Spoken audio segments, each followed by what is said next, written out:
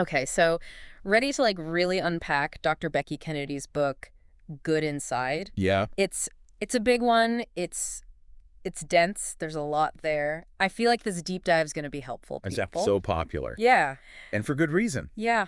Yeah, and I think some people are maybe a little intimidated by it Yeah, just because it is a lot. it is. But I think it's a really important approach to parenting. Mm-hmm. And I think it's really helpful, especially if you're feeling like those traditional discipline methods, the No. timeouts, the sticker charts. Punishments and rewards. Yeah, all that. If you're feeling like that's not really working or maybe even backfiring, Yeah. this is like a really good, I don't know, like a breath of fresh air, A maybe. new way to think about things. Yeah. Yeah, exactly. A new lens to look through. And she's, yeah, go ahead. I was going to say, what I think is so great about her is she's not just a child psychologist. Right. She's a mom of 3. She has a podcast called Good Inside with Dr. Becky that's very popular. Mm-hmm. So she's kind of walking the walk, Yeah. you know? Yeah, no, she's in the trenches. Yeah. And I think what's really cool about her approach is that like it's backed by research. Mhm. It's not just like her opinions or her anecdotal experience. And she presents it in such a relatable way. Yes, exactly. Like, she uses language that everyday people can understand. Right. She gives examples from her own life and from her, clients that she's worked with. Mm-hmm. And it just makes it so much easier to grasp these sometimes complex concepts. Yeah, and apply it. Yeah. Yeah, exactly. And one of the things that I think is so central to her approach is this belief that all children are good inside. Yes. That's the foundation, right? That's Yeah. the starting point. Even when their behavior is really challenging. Yes. Like, even when they're driving us up the wall, the starting point is they are good inside. Right. There's a good reason for what they're doing, even if we don't understand it yet. Yeah, and I think that's a really big shift for a lot of parents, because we're so conditioned to think about behavior in terms of good and bad. Mm-hmm. Like, oh, he was a bad boy today, or she Yeah. was being so good. But It's very black and white. yeah, and Dr. Kennedy, she really challenges that. She's like, no, it's not about good or bad. It's about understanding. And we're also, like, we talked about the negativity bias. Right. Yeah. Like, as humans, we are wired Yes. to focus on the negative. To focus on the negative. So that's going to affect how we see our kids, too. Right. Yeah. Right. We're going to be looking for the things they're doing wrong. We're going to be noticing the tantrums more than the moments of sweetness. Right. But Dr. Kennedy's encouraging us to actively kind of shift that perspective, Yes. to look for the good intentions behind the behavior. Right. It's like remembering that even the loudest tantrums are often just the tip of the iceberg. Yeah. There's a whole world of emotions underneath the surface. Yeah. Okay. So we're talking about looking beneath the surface, right? Instead of just reacting to the tantrum, we need to ask ourselves, what's going on beneath the surface? Exactly. And that kind of brings us to Dr. Kennedy's critique of traditional discipline methods, right? Right. She's not a fan of timeouts. She's not a fan of sticker charts. She's not a fan of punishments. Nope. And she argues that these methods can actually damage the parent-child bond, which is a pretty big claim. It is, but she makes a really compelling case. She points out that these approaches are rooted in behaviorism, which focuses solely on changing outward actions, right? Right. It ignores the child's internal world of feelings and needs and urges. Right. It's like we're training them to be obedient. So we're trying to train them instead of raising them. Yeah, exactly. Yeah. That's a good way to put it. So what does she propose instead? She believes that the goal of parenting is to raise humans, not just shape behavior. And to do that, we need to understand that behavior is a window into a child's internal world. Okay. It's like a secret code we need to learn to decipher. So instead of asking, how do I stop this behavior? We should be asking, what is this behavior trying to tell me? Yes, exactly. For example, she shares a story about a boy who yells, "I hate you, you're the worst man in the world," when he's told his sibling is getting a special birthday lunch. Okay. Most parents would react with anger or punishment. Right. But Dr. Kennedy suggests looking for the most generous interpretation, or MGI. Okay. What if the boy is actually expressing deep sadness and jealousy at being excluded? Right. Remember, even hurtful outbursts often mask deeper emotions. Yeah. So it's not about him being a bad kid. Right. It's about him having big feelings he doesn't know how to handle. Precisely. Okay. And this is where it gets really interesting. Dr. Kennedy encourages parents to acknowledge those feelings.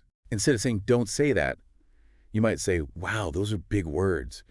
You must be really upset that you're not going to lunch with us. Oh, okay. You know? Yeah, so you're meeting him where he's at. And you're Exactly. not dismissing his feelings. You're Right. helping him feel seen and understood. And that is crucial. Yeah, That's crucial for learning to regulate emotions. that makes so much sense. So it's not about punishing the behavior. Right. It's about understanding the feelings behind it. Exactly. And it leads us to another one of Dr. Kennedy's brilliant concepts. Two things are true. Ooh, two things are true. Okay, I like this. This has helped me in so many areas of life, not just parenting. Okay, so tell me more about this. Two things are true. It's the ability to hold two seemingly conflicting realities at the same time. Okay. It means acknowledging your own feelings and needs while also validating your child's perspective. Okay. So, for example, you can say no to screen time Yeah. and D, recognize that your child is upset about it. It's not about saying one person's right and one person's wrong. Yeah. It's about saying, I see your perspective, and I also have my own perspective, and both are valid. So finding that balance between setting a boundary, Yes. but also honoring their feelings. Exactly. It's a game changer, honestly. Yeah. Okay, so I know what you're thinking now. What? Is this just permissive parenting? Right. Is this just letting kids do whatever they want? Right. Exactly. Like no rules. Yeah. No boundaries. Right, because it sounds like she's all about empathy and connection. So does that mean we just let our kids, like, run wild? Not at all. Dr. Kennedy is very clear about the importance of boundaries and parental authority. Okay. She even uses the term sturdy leadership Sturdy leadership, okay. to describe the role of the parent. It's about saying no and setting limits, but in a way that preserves the parent-child relationship. So it's about being both firm and loving, Yes, setting limits but with empathy. exactly. Can you give us an example of what that looks like in practice? Absolutely. Let's say your child is throwing a tantrum because they don't want to leave the park. Classic. Classic. Dr. Kennedy would say, to first set a clear boundary. Mm-hmm. I know you want to stay, but it's time to go. Okay. Then validate their feelings. Yeah. It's okay to be upset. Leaving the park, I yes hard. Okay. And finally, offer empathy. I get it. I wish we could stay longer too, but we have to go home now. Okay. So you're acknowledging their feelings while still holding firm to the boundary. So you're like the calm in the middle of their storm. Exactly. You're not getting swept up in it. Right. That's so helpful.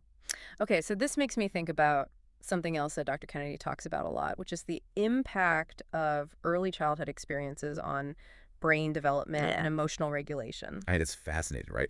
Even if kids don't consciously remember their early years, their bodies remember. Those early experiences shape their understanding of relationships and their ability to regulate their emotions. Okay. It's like building a house.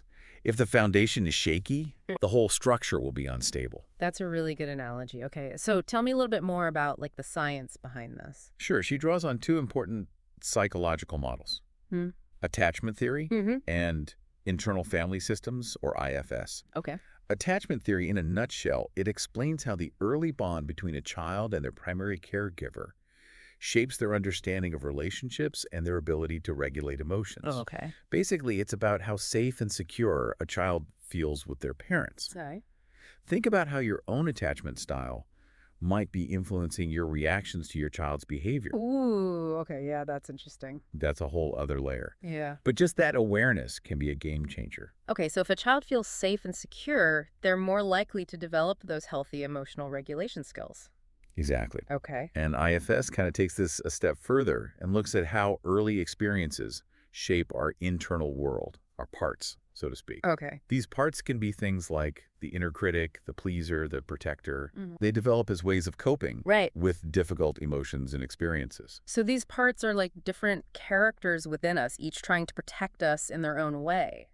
That's a great way to think about it. Yeah. And the way our parents interact with us in those early years can either help us integrate these parts in a healthy way or lead to them becoming more extreme and disruptive. Yeah, okay. Right. This reminds me of what she says about shame and its impact on children. Yeah. She talks about how parental reactions can either exacerbate or reduce shame in children.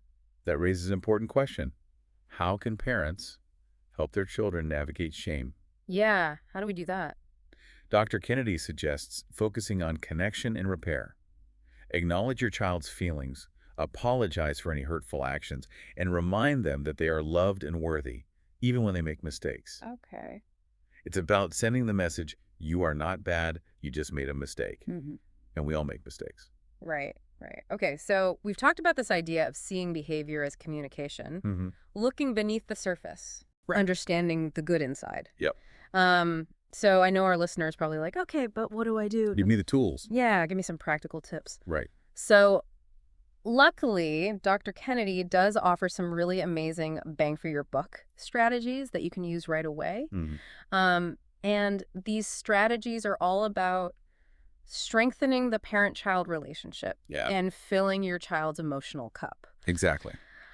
So one that's really simple, but I think really powerful is play no phone time. BNP time. PNP time, yes. I love this one. It's so simple, but it's so hard to do. It is. Right. Because our phones are they're an addiction. Right. Like, honestly. Yeah. But it's about giving your child uninterrupted quality time, even if it's just for 5-10 minutes a day. Right. Put away your phone, turn off the TV, and just be present with your child. Mm-hmm. Let them lead the play, and you follow their lead. I think this really highlights something important, which is that, kids need positive attention just as much as they need food and water. It's fuel for their emotional tanks. Yeah, it's like emotional nourishment. Mm-hmm. What are some other strategies that can make a big impact? Another fantastic one is the fill-up game. Fill-up game, okay. This is a fun and playful way to shower your child with positive attention. Okay. Basically, you spend a few minutes focusing on all the things you love about them. Okay. You could say things like, I love your silly laugh, or I love how you always help me clean up, or like how much you love your dog. Just really specific, genuine things. It's like giving them a big dose of love and appreciation. Exactly. And it creates positive memories. Yeah. Yeah. And it boosts their self-esteem. Yeah. It feels so good to hear those things. Any other ones? Yeah, one more I want to mention is change the ending. Okay. This is a brilliant way to reframe a negative experience with a silly or playful ending. Okay. So, for example, let's say you've told your kids it's time to turn off the TV, and they're starting to protest. Right. You could say something like, okay, I know it's hard to turn off the TV, so let's all pretend to be really upset about it. Okay. And then you and your kids can have a good laugh as you over the top complain about having to stop watching. So you're turning a potential power struggle Exactly. into a moment of connection and laughter. Exactly. It's about shifting the energy, right? Yeah. From resistance to playfulness. Yeah. That's so good. So it sounds like all of these strategies are really about shifting the focus from controlling behavior Yes. to strengthening the connection. Exactly. And that connection is what ultimately leads to lasting positive change. Right. What's important to remember is that behavior is often a symptom of a deeper issue. Mm-hmm. When we focus on building a strong relationship with our child, Yeah. we address the root cause, not just the surface behavior. I love that. Okay, so we've covered a lot of ground already, but I feel like we've only just scratched the surface. There's so much more. There's so much more. Yeah. We've got to do a whole series on this book, At least. but we'll keep going. Yeah. Welcome back to our deep dive into Dr. Becky Kennedy's Good Inside. Yes. We're going to tackle some of those really, specific parenting challenges. The nitty-gritty. Yeah, like the stuff that you're dealing with day to day. It is. That you're like, oh my gosh, I need help with this. Exactly. So let's start with a classic, the dreaded not listening. Oh, yes. Every parent has been there, right? Every single one. You ask your kid to do something, and it's like they've suddenly developed selective hearing. It's like they have earplugs in. Right. And it's Okay. so frustrating. So what does Dr. Kennedy say about this? So she offers a really helpful reframing. Mhm. She points out that when we say, my kid doesn't listen, Mm-hmm. we're not really talking about listening at all. Yeah. We're talking about cooperation. So it's not about their ears. Right. It's about their willingness to do what we ask. Exactly. Okay. And she argues that cooperation is directly linked to connection. Okay. The more connected a child feels to their parent, Mm-hmm. the more likely they are to cooperate. That makes sense. All right. Like any relationship, Mm-hmm. you're more willing to go the extra mile for someone you feel close to. Exactly. So if your child is constantly not listening, Right. it might be a sign that the relationship needs a little boost. Okay, yeah. So how do we boost that connection? How do we get them to cooperate more? Well, one of the fun ways Dr. Kennedy suggests to strengthen that connection is through the role reversal game. Role reversal game. So- Tell me more about this. This sounds interesting. It's really simple. You let your child be the parent for a few minutes, Okay. and you become the child. Okay. They get to give you instructions, Uh-huh. and you have to follow them, even if you don't want to. Okay. But the key is to really play it up, Right. you know? Like really ham it up. Be super dramatic, like, oh, no, I don't want to clean up my toys. But you're the parent, so I have to obey. I love that. Okay. That's so fun. It's so much fun, and it can be really eye-opening for both the parent and the child. It gives them a taste of their own medicine. Right. Exactly. Okay. Let's talk about tantrums. Ooh, yes. Because, I mean, this is like, The bread and butter of parenting. it's like, yeah, the hallmark. Yeah. Every parent I know has a story about a meltdown in the grocery store. In Target, aisle 5. Yeah, Target. Why is it always Target? I don't know, but it is. It is. It's the red and the, I don't know, the lighting. There's something about Target. Abundance of things. Yeah, abundance of things, yeah. But anyway, so tantrums, they can be so stressful, They're really tough. especially when you feel like everyone's watching you, like you're doing a bad job. Yeah. So what's Dr. Kennedy's approach? She focuses on containment and co-regulation. Okay. The goal is to help the child regulate their emotions, Okay. not to punish them or make them feel ashamed. So it's about creating a sense of safety and calm amidst the storm. Exactly. And one of her key strategies is the phrase, I won't let you. Okay. This is a powerful way of setting a boundary from a place of regulation, not reaction. I won't let you. Okay. How does that work in practice? So if your child is hitting, Okay. kicking, throwing things, you can say something like, I won't let you hit me, or Yeah. I won't let you throw the blocks. Great. It's clear, it's direct, Mm-hmm. and it shows your child that you're in control and that you're going to keep them safe, even when they're having a hard time. So you're holding that boundary with love and firmness, Exactly. but you're not getting swept up in their emotional chaos. Right. Okay. And it's important to follow through. If you say, I won't let you hit your brother, you need to be prepared to physically separate them. Right. It's about action, not just words. Okay. So we're not just talking the talk. Right, We're yeah. walking the walk. Exactly. Okay. Let's move on to another challenge that I think can be really draining, Yes. which is sibling rivalry. Oh, yeah, this is a big one. It's a big one. And it's so constant, right? It feels like you're constantly playing referee. You are. You're like, Yeah. oh my gosh, give me a break. Can you guys just like get along for 5 minutes? Right. So what does Dr. Kennedy say about sibling rivalry? One of her key points is that we need to shift away from the idea of fairness. Okay. Children often use the word fair to express feelings of jealousy or resentment, Right. but striving for perfect equality can actually make things worse. So instead of trying to make things perfectly equal, we should focus on understanding each child's individual needs. Exactly. You can acknowledge their feelings without giving in to their demands. Okay. For example, if your child is complaining that their sibling got a bigger piece of cake, Mm-hmm. you can say something like, it sounds like you're feeling jealous that your brother got more cake. I get it. It's hard when you want more of something. We can't always have the same amount, but we can always have enough. Oh, okay, yeah. So you're validating their feelings without getting caught up in this competition? Right. And Dr. Kennedy also reminds us that sibling relationships are complex. Mm-hmm. It's normal for siblings to argue, disagree, Yeah. and even feel jealous of each other sometimes. So instead of striving for constant harmony, Right. we should focus on helping them learn to navigate those tricky dynamics in a healthy way. Exactly. That means teaching them how to communicate their feelings effectively, how to resolve conflicts peacefully, and how to respect each other's boundaries. That's a lot of work. It is. Parenting is a lot of work, It is. but it's the most rewarding work. Okay. Let's move on to a challenge that can feel like a real betrayal of trust. Lying. Ooh, yeah, lying. It's so hard to know how to respond when your kid lies, right? Right? In a way that encourages honesty without making them feel ashamed or afraid. Yeah, you don't want to shut down that communication. Right, exactly. Yeah. So what does Dr. Kennedy say about this? So she has a really insightful perspective. Yeah. She suggests that we consider lies as expressions of a child's need to feel safe and good inside, Okay. rather than seeing them as intentional acts of deception. So they're not necessarily trying to be malicious. Right. They're trying to protect themselves. Exactly. So, for example, if a child is afraid of being punished for breaking a vase, Mm-hmm. they might lie about it Right. to avoid negative consequences. Yeah. Or if they're feeling insecure about their abilities, they might exaggerate their accomplishments to feel better about themselves. It's about understanding the motivation behind the lie, Exactly. not just focusing on the lie itself. Right, and that means creating a safe space for children to tell the truth.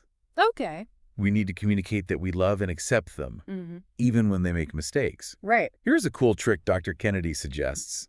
Instead of getting angry when your kid fibs, try turning it into a wish. Oh, okay. Like, I wish I hadn't done that. Exactly. Yeah. For example, if they deny eating the cookies, you can say, sounds like you wish you hadn't eaten those cookies. It's tough when you want something you can't have. It's about acknowledging their desire Yeah. without condoning their behavior. Right. Okay. Let's talk about another behavior that can be incredibly grating. Whining. Oh my gosh, yes. It's like nails on a chalkboard, right? It really is. It's like, can you please stop? Please. So what does Dr. Kennedy have to say about whining? So she sees whining as an expression of helplessness. Okay. Children often whine when they feel like they have no control over a situation. Okay. It's their way of communicating their frustration and their need for support. So it's not necessarily about them trying to annoy us. Right. It's about them feeling overwhelmed. Exactly.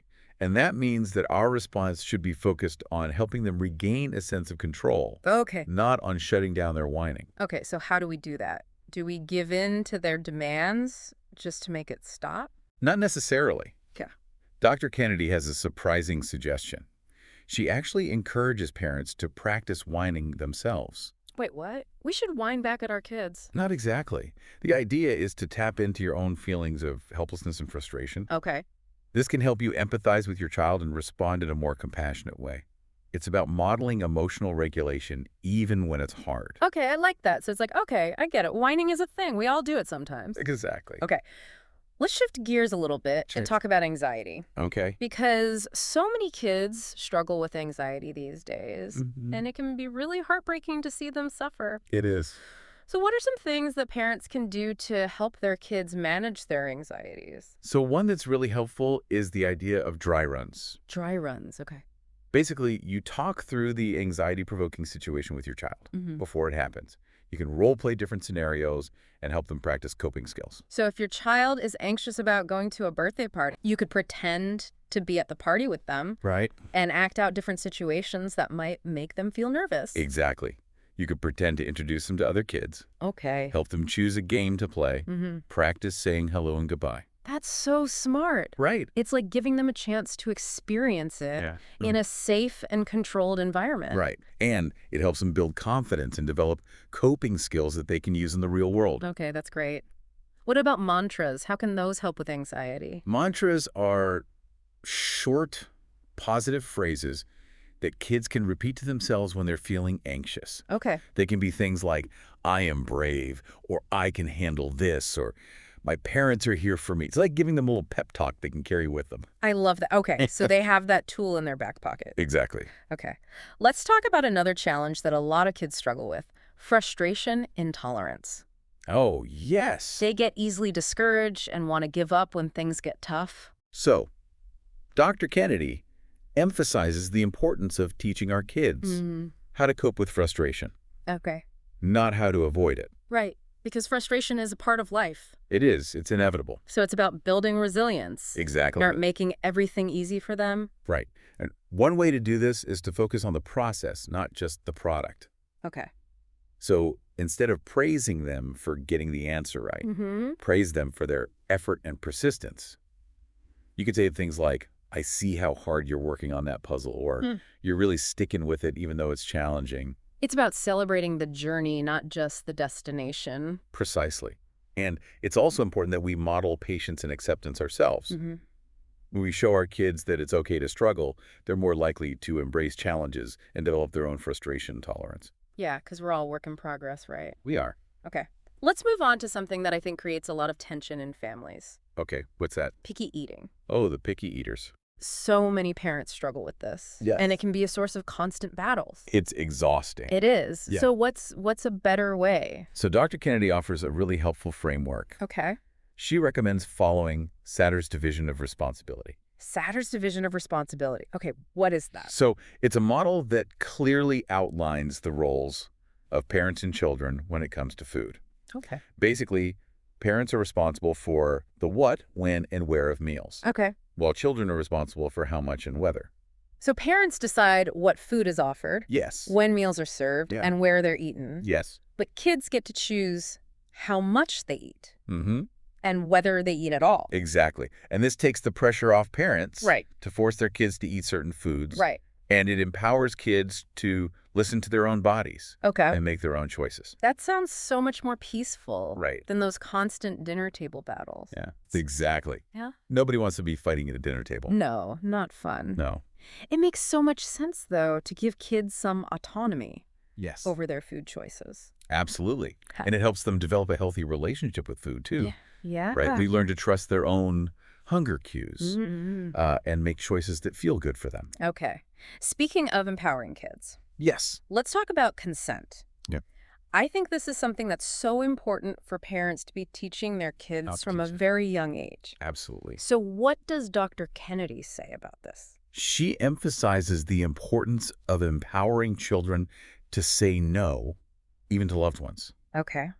It's about teaching them that they have the right to set boundaries with their bodies, Mm-hmm. even with people they love and trust. So if your child doesn't want to hug a grandparent, Yeah. we should honor their decision. Exactly. Even if the grandparent is upset. Even if it can be hard, It's hard. because we have these societal expectations about how kids should behave. Right. Like, oh, you have to hug grandma. She's family. Exactly. But it's so important to teach them that their feelings and their boundaries are valid Yes. and that it's okay to say no when something doesn't feel right. Exactly. And it starts with those small things, right? Mm-hmm. Like letting them decide whether they want to give a hug or a high five Right. or a fist bump, Yeah. so that when they're older and they're faced with more serious situations, Right. they have the confidence Mm-hmm. to assert their boundaries. It's such a powerful message to send them. It is. Okay, let's talk about one more challenge 'Kay. that can be really tough on both kids and parents, which is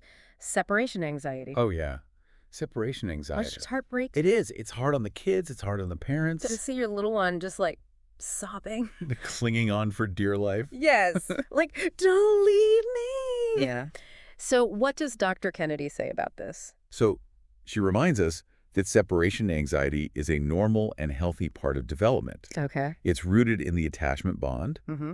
and it's a sign that your child feels safe and secure with you. So it's actually a good thing, It is. even though it feels so painful? Exactly. Okay. And it typically fades as children develop a sense of independence Right. and learn that you'll always come back. But in the meantime, like, what can we do to help? Well, one of the most effective strategies is to create a consistent and predictable separation routine. Okay.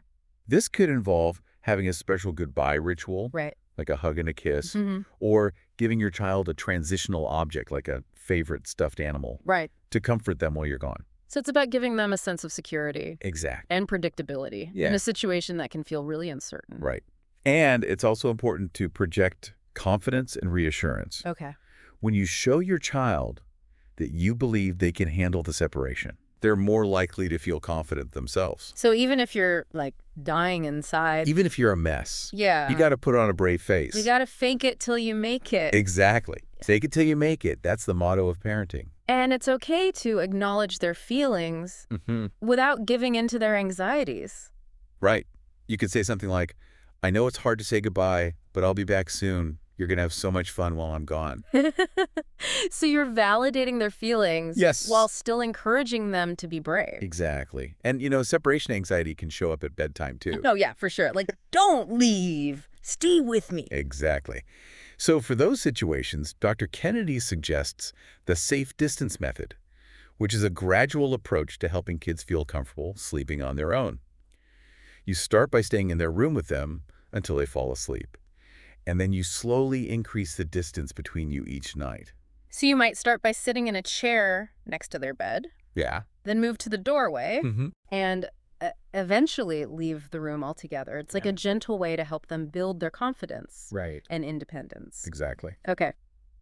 We've talked about like a lot of specific challenges. Yes, we have. But I want to circle back to something that Dr. Kennedy emphasizes throughout the whole book, It's that. which is self-care for parents. Oh, yes. This is so important. I think we could all use a reminder about that, All right? the time. Yeah. Yeah. Because it's so easy to get caught up in the Mhm. demands of parenting. Right, we're so focused on meeting our kids' needs Right. that we forget about our own. Yeah, exactly. So, what does Dr. Kennedy recommend for self-care? Well, she suggests a variety of simple but effective practices. Things like deep breathing, acknowledging and validating your own feelings, and giving yourself permission to make mistakes. Those are all great tips. Right. And I think it's important to remember that self-care doesn't have to be complicated or time-consuming. Mm. Even small acts of self-care Yes, can make a big difference. absolutely. Like Yeah. even just 5 minutes of quiet time Mm-hmm. can really help you recharge. Or like a hot bath, Ooh, a yes. cup of tea, A walk in nature. anything that fills your cup. Exactly. Remember, you can't pour from an empty cup. Mm-hmm. Taking care of your own emotional well-being Mm-hmm. is essential It is. for being the best parent you can be. Absolutely. Okay, so we've talked about a lot of kids and a lot of challenges, Mm-hmm. but there's like a special group of kids that I think we need to talk about a little bit more in depth. Dr. Kennedy calls them deeply feeling kids, or DFKs. The DFK. GFKs, yes. And I think we all know a few kids who fit this description, right? Yeah. Like those intense little souls who Yeah. experience emotions on a whole other level. Yeah, it's like they're living in high definition. Right. You know, Yes. they experience everything with such vividness and intensity, and it can be both beautiful Right. and really overwhelming, For them and for everyone around them. especially for parents Right. who might not have that same level of intensity. Right. It can be hard to relate. Yeah, exactly. Like you're like, whoa, chill out. Why are you having such a big reaction to this little thing? Right. Exactly. So what does she say about parenting these DFKs? So one of the things she points out is that DFKs often misinterpret strong emotions Mm-hmm. as threats. Okay. Their bodies go into fight or flight mode Uh. much more easily than other kids. Okay. So even minor frustrations Right. can trigger, like, a major meltdown. It's like their internal alarm system Yes. is set to like hypersensitive. Exactly.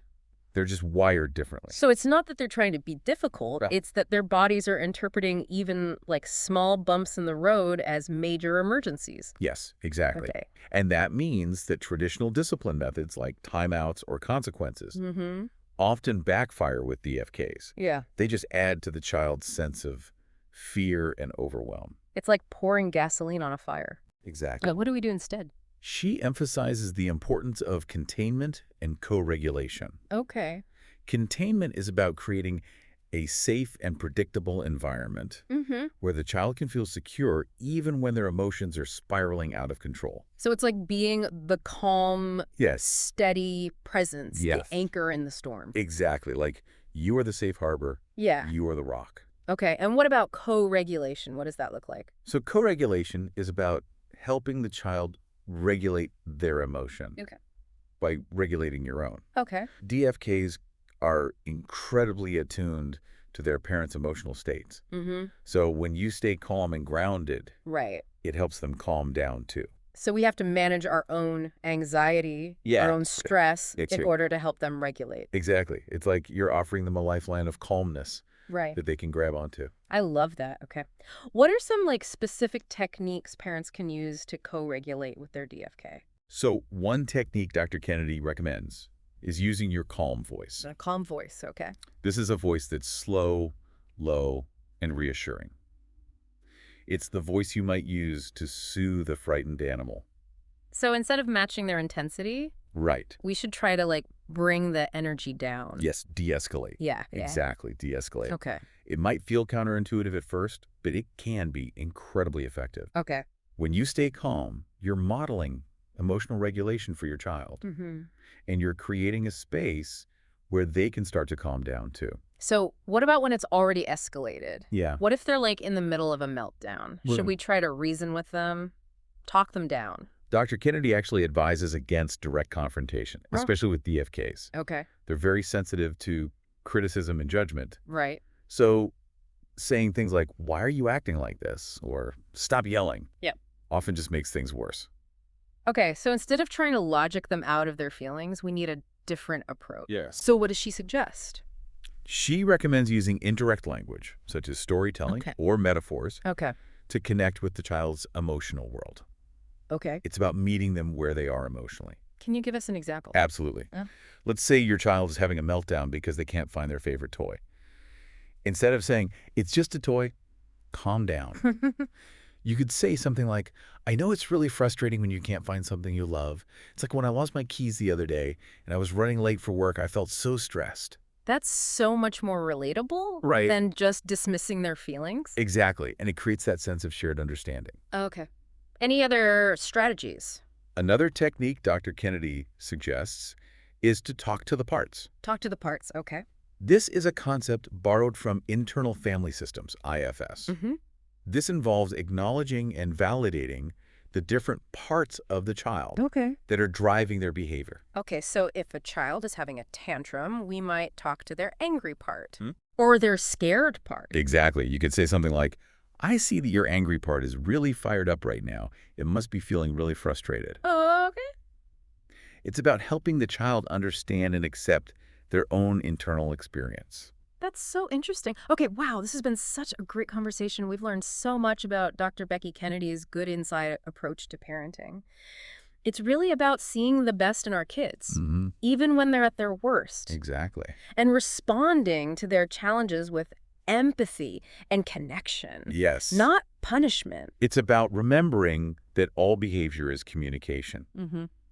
and that our kids are doing the best they can Yeah. with the skills they have. Absolutely. This deep dive has given us a lot to think about, Yes, it has. a lot to apply in our own parenting journeys. For sure. And, it's a reminder that parenting is a lifelong learning process, and we're all in this together.